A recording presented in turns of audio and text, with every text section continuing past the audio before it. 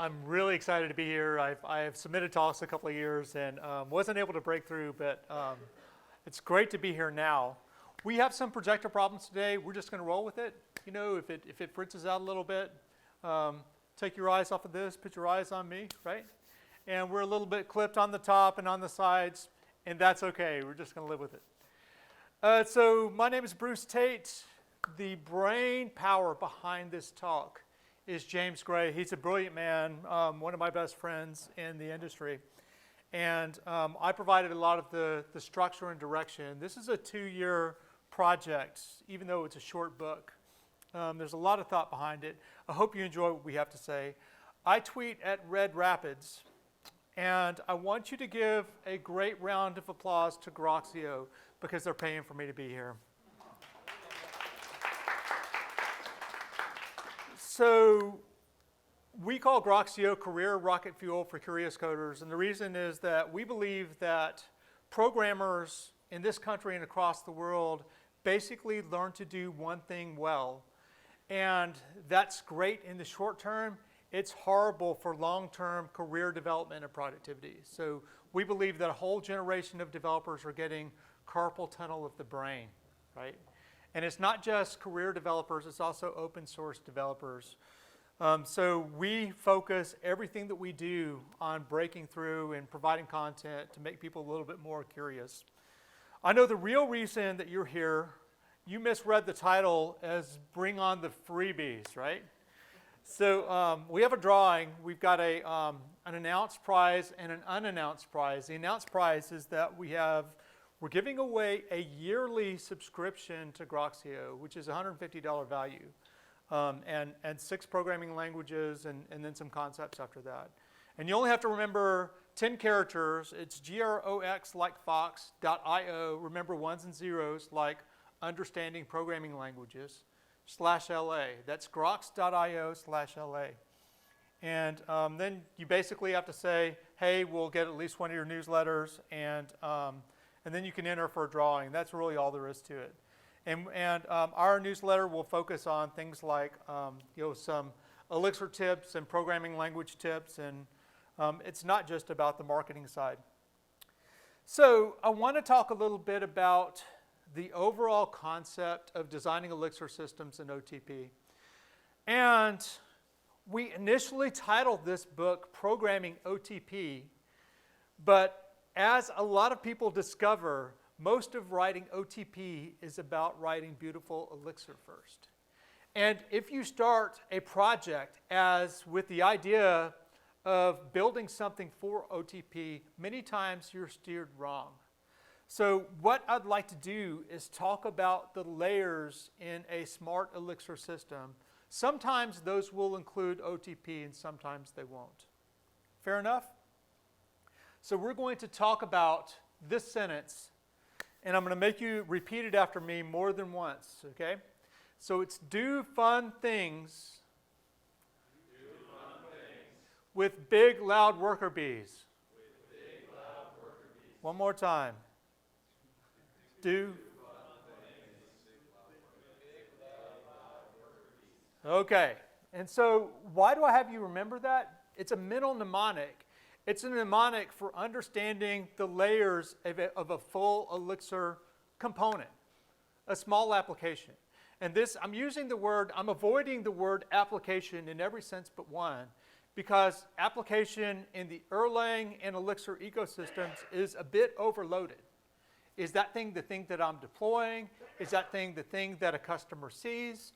Or is that thing the Elixir and Erlang application that has the application file that describes really an OTP component? And I'm going to use application in that sense. And so when I talk about an Elixir system or a component or one unit, the layers stand for data, functions, and tests. And these 3 things make up the functional core, basically our happy place, right? And the rest is where the complexity comes in. It's boundaries, life cycles, and workers. Now, this terminology might throw you off a little bit, but it's a terminology that I'm going to stick with anyway. And the reason is that I believe that to understand something, you need to call something what it actually is. So one of the things that you didn't see is supervisor. Well, and that's true because we believe that supervisor is only a small part of an overall concept called lifecycles that we use instead. And we use components rather than, or we use workers rather than applications to talk about the boundaries or the process pieces of an application that go beyond an OTP boundary. And you might say, how does this land in your code? Well, this is actually a snapshot of the application that we build, really the components that we build for designing Elixir systems in OTP. And you'll notice that there are two core directories. One is the core, and this is where the do fun things, the data, functions, and tests come in. And then there's the boundary layer, and that's the big, loud WorkerBees. That's the boundaries, lifecycles, and workers. And then all of this is wrapped up in a beautiful API. So we believe that if you layer your applications in this way, you get a tremendous amount of benefit. And it sounds like I could end the talk right there, right? So this is a layering system. It has cute language around it. But it's more nuanced than that, and I want to talk about that a little bit. So let's focus on the first half.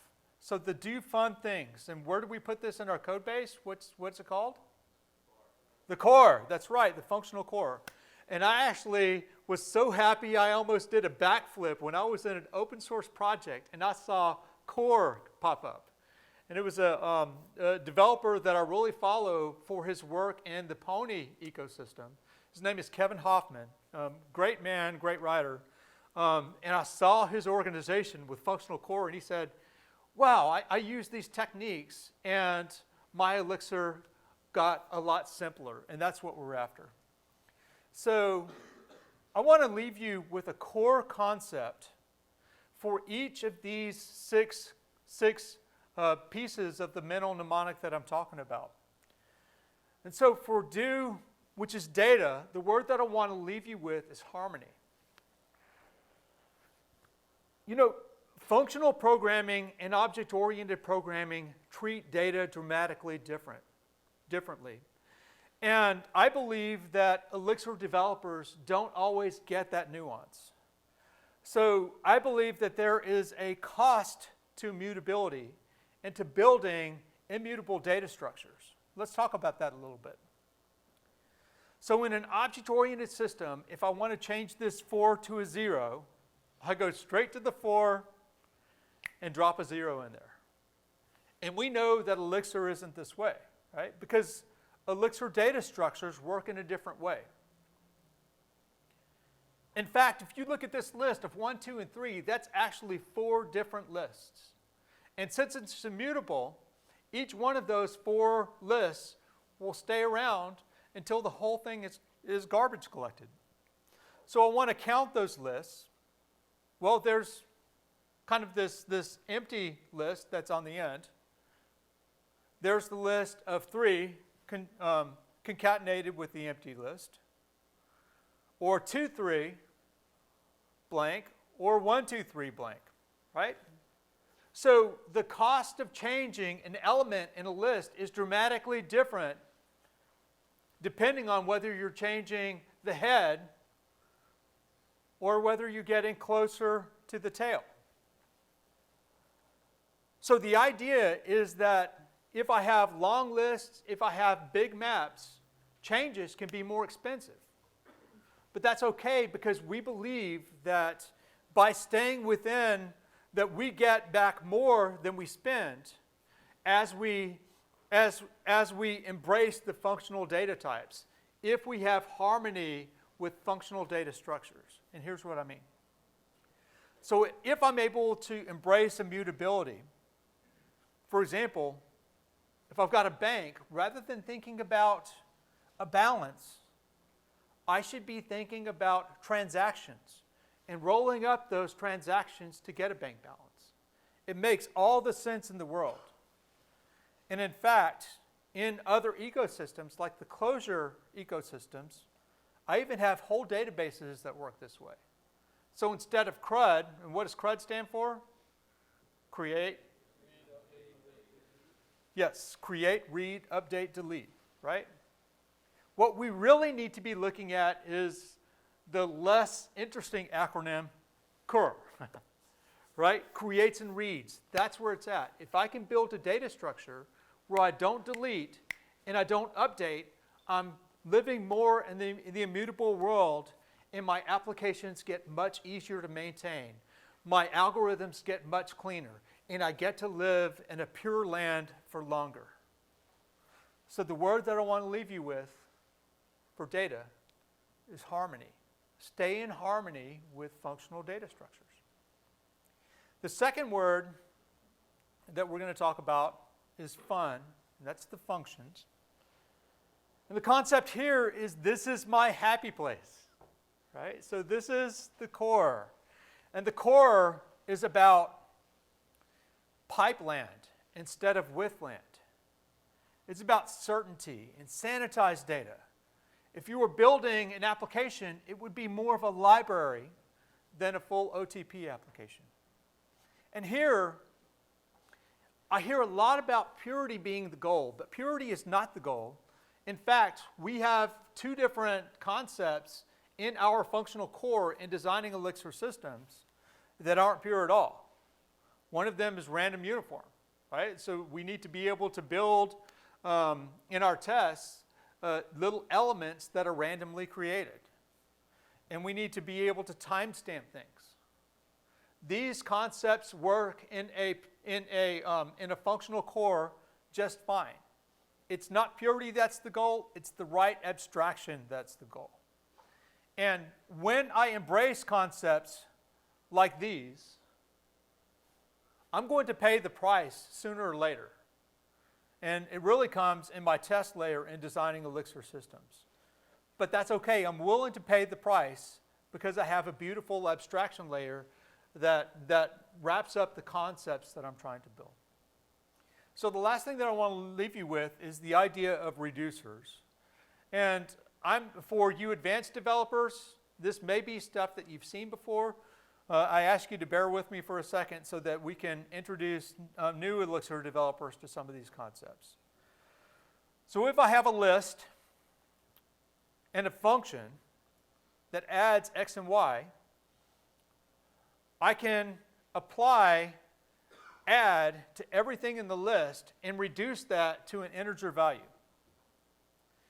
So for a list of 1, 2, 3, I'll come out with 6. Now another way to look at this is I can start with 1, and pipe it to add 2, and pipe it to add 3. Now I know you experienced people are saying I'm cheating, and I am cheating a little bit, but bear with me. And I still come up with 6. So why am I cheating? Because a reducer in Elixir was created before the concept of, or before we relied heavily on the concept of pipes. In fact, we started relying heavily on the concept of pipes when Dave Thomas wrote Programming Elixir. And he was here, a couple of years ago? Last year. Was Dave here last year? So he wrote Programming Elixir, and the subtitle of the book actually had pipes in the subtitle. And he worked with pipes and reducers all the way through his books. And so I'm playing with the idea of actually unifying these two concepts in my personal code. So I create another version of enum.map. I create enum.fold. And I use that whenever I want to take advantage of reducers that are already in my code. So rather than building the anonymous functions that flips the two arguments, I'll just write a fold that does that for me. And I still haven't decided if I like that or not. I think that I probably do. But again, the words that I want to think about with fun are the happy place. So the things are tests. And the idea is that tests, the idea that I want to leave you with is that in the core, tests are predictable. And that's an extremely powerful concept when you're dealing with tests, because it allows me to do things like automate my tests with the concept of property-based testing. If you haven't seen this concept before, this is what a general property-based test looks like. It has a generator. So we're going to build a list, a non-empty list of integers, right? And we're going to build more than one element, right? We're going to let the computer come up with different random properties and write tests for us, because computers are good at that. And we have a property. So for example, we're a little bit clipped on the right-hand side. Don't let that throw you. Basically, I have a property that the biggest item in a list is like taking the last element of a sorted list. Right?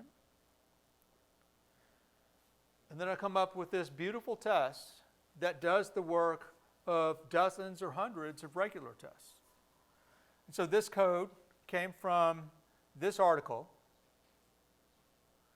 But I also want to give props, pun intended, to John Hughes and to Fred, who wrote Erlang and Anger, and he wrote the Pragmatic Bookshelf's property-based testing book.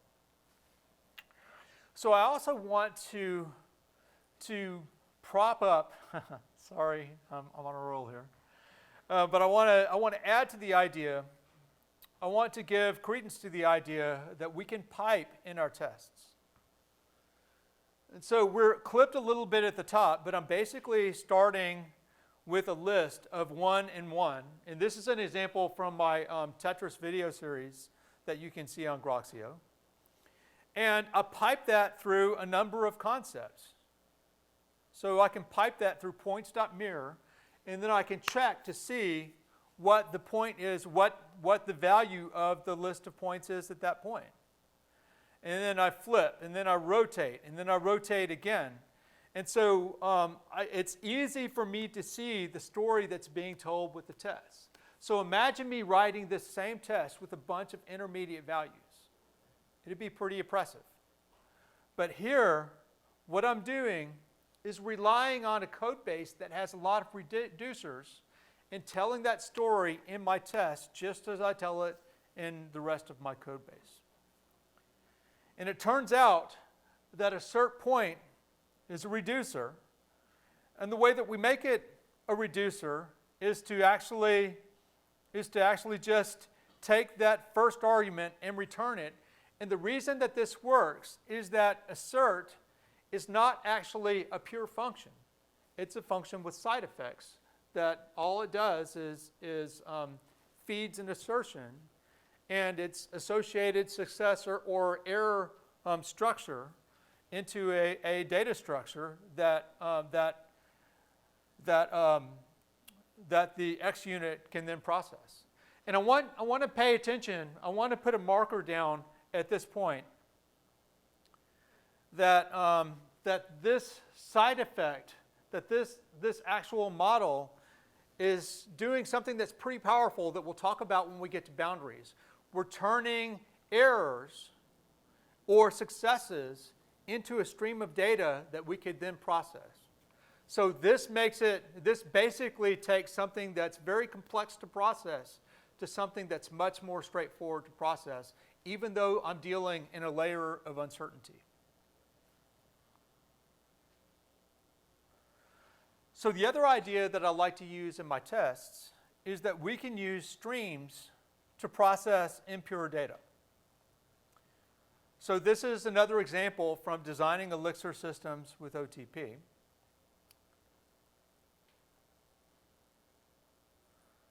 And here I'm trying to test this idea. I'm trying to build this idea. I'm trying to write a predictable test, but I'm writing it with code that's not predictable. When I said that we were going to pay a price for doing something impure in our tests, this is the price that I'm paying. You see, when I build a question, it needs to pick a random solution in order to build the quiz.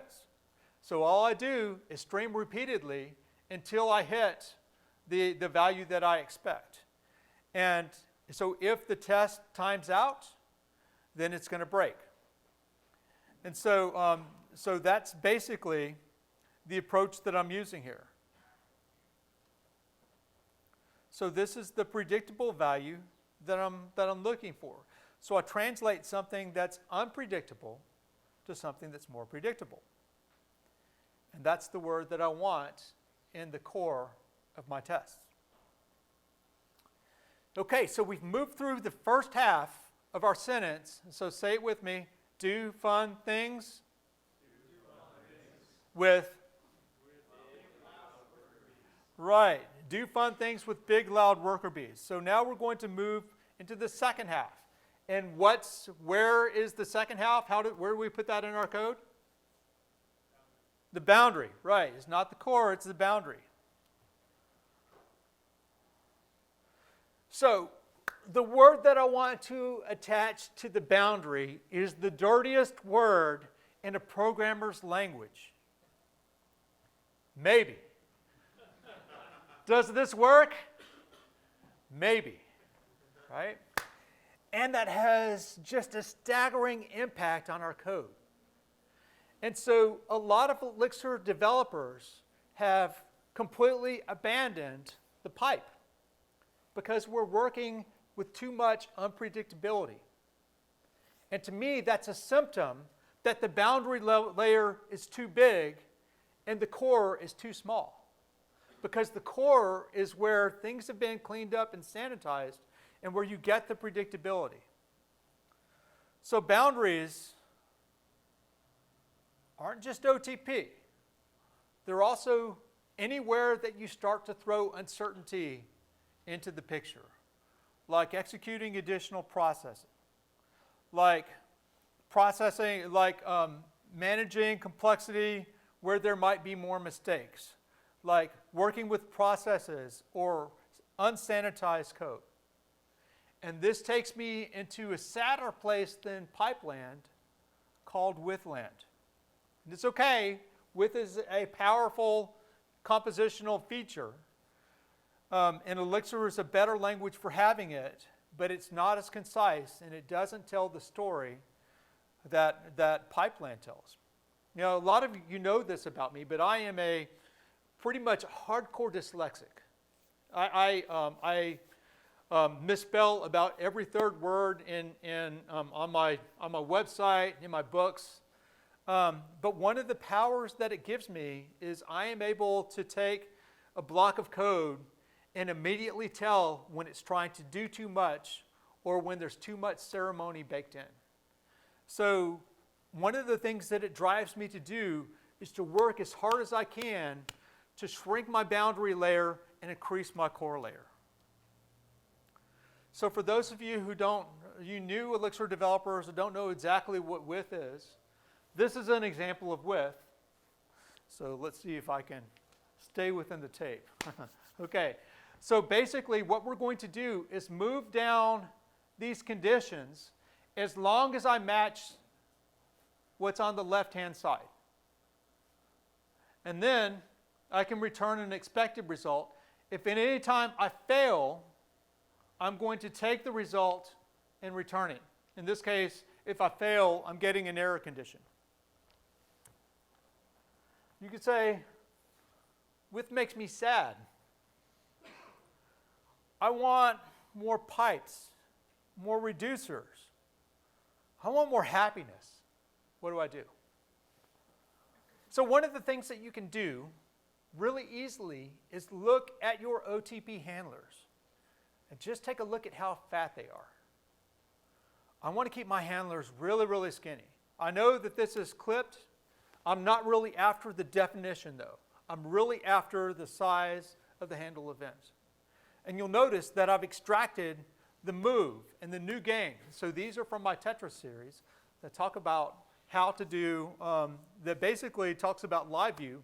And I practically never talk about live view because really the big problem in building Tetris on live view is not, once I've done it in live view, it's so the hard parts of the user interface are really, really easy to solve.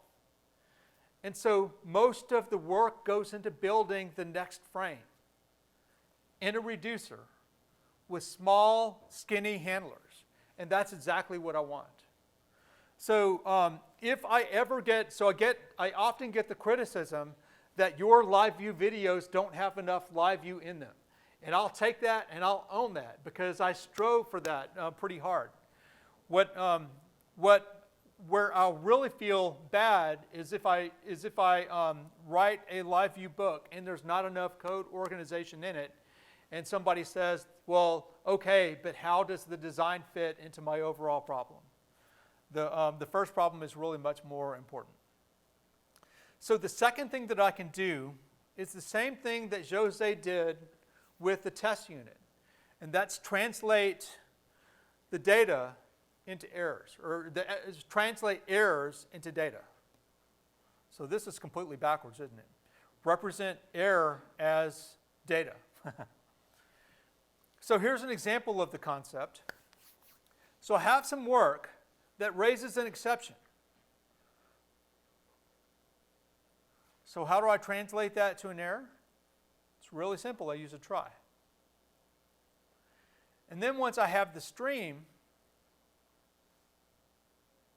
then once I have the work, this will completely iterate over my make work safe function. And this will give me a stream of data instead of code that mostly works, right? That maybe works. Remember, that's the dirty word. So error data composes in a way that execution errors doesn't. And that lets me work around the worst word in a programmer's vocabulary, which is maybe.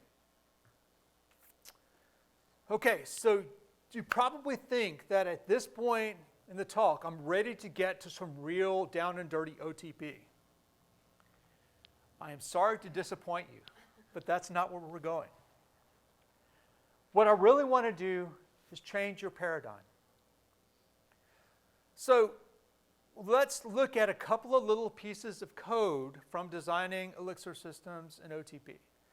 And I don't want you to look at the code holistically. In fact, I've broken out some pieces that just take some snapshots of the API that we're working with.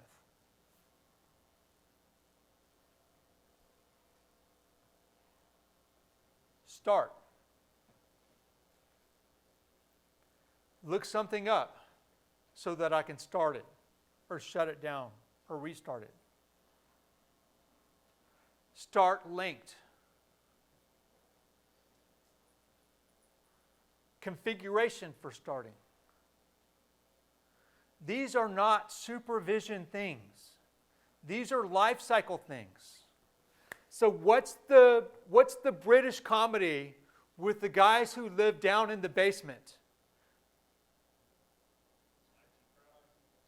The IT crowd, yeah. Right? So the guys that live down in the basement. And what's the customer support advice that they always give? Have you tried turning it off and on again? That is OTP, right? So that's the brilliance of Joe Armstrong. That's how he achieved the extraordinarily reliable systems that he was able to build that went down a handful of times in years, right? So basically, if you know how to turn something on cleanly, you know how to shut it down cleanly, and you know how to do the same for its children, and you know how to supervise it, then you get reliability for free. It's not about supervision, it's about life cycle. So when you get that, you get OTP. And you get the supervision trees. The supervision trees are how do I bring things up cleanly and shut them down cleanly. And once you can start to think in those ways, then you can do the things that Jeff was able to accomplish in his API. He said our supervision trees are complicated. I say that they are simple versus the code that you would have to write in another way. Because we've extracted the whole idea of lifecycle and put it in and separated that to a separate part of the code tree.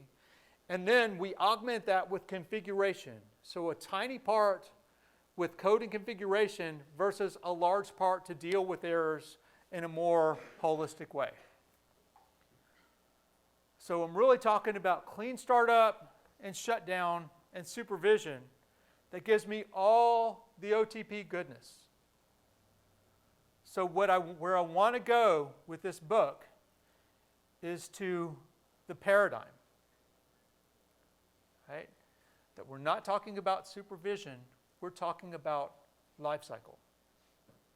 Big, loud WorkerBees. So what are the WorkerBees? These are the workers. And the word that I want to leave with you is balance. For two reasons. First, I think that a lot of us have it wrong. I certainly had it wrong for many years as I started Elixir. And it was really James that helped me break through with these ideas. So I think that we spend a lot of time in the boundary. A lot of our APIs start with persistence that puts you right at the boundary from the very beginning. So that's why so many of us have to spend so much time writing with code instead of pipe code. What we really want is an imbalance toward the core. So think about the great Haskell developers, the John Hughes, the Simon Peyton Jones, the Philip Wadlers. Think about what they teach. Boundary, with the monads, with the complicated things, and the core, that's absolutely pure and beautiful. We need to learn from those ideas.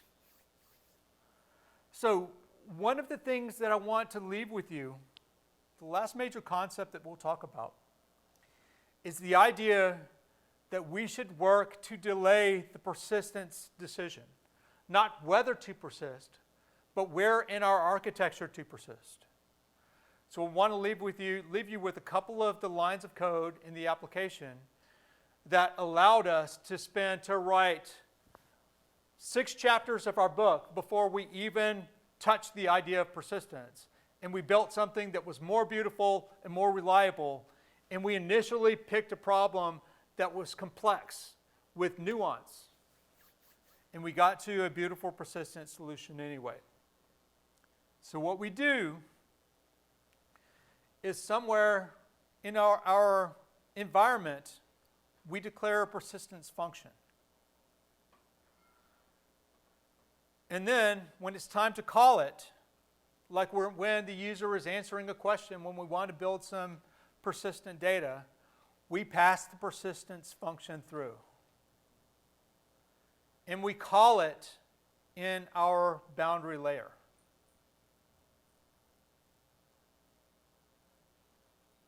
So what we have is a much better balance in the rest of our code base.